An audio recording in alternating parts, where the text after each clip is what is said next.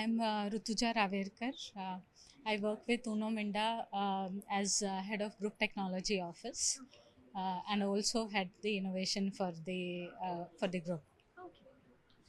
Good evening, Rutuja. Congratulations on your win tonight. How do you feel about it? I'll hold the mic for you. It's great. Actually, I'm grateful for getting this award. Of course, it is the effort that I have put in, but more than that, the mentorship that I have got from the industry leaderships. Uh, and there is a lot that industry has given to me, and I really feel humbled that now this happens. And I also plan to, like Mr. Mani also this evening mentioned, that you should start mentoring the juniors into the industry. I plan to do that. Okay, lovely. Rutuja, if I ask you, what's the one change you believe will redefine the Indian automotive industry in the next decade, what would it be?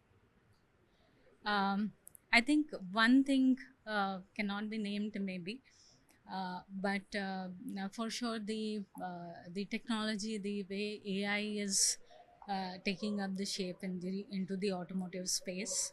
It is going to change the not just the mobility, the way we travel from one place to another, but it is going to change the entire experience of commuting, right? So I think the AI integration is going to change in terms of the user engagement, but also as part of the automotive industry fellow, I also feel that as engineers there is going to be a lot that is going to change with these technology changes. If I ask you to describe the industry, the future of the industry in three words, what will it be? Powerful, speeding, techy. Okay, interesting. Quite crisp. One rapid fire round for you. Your dream car. um, the one that I make from scratch. Oh, interesting. One EV you'd like to own right now. Maybe some Porsche EV. Okay. Petrol, diesel, hybrid, or electric. What's your pick for today? Hybrid. Manual or automatic? Automatic. One automotive brand that you really admire, apart from the one you own right now.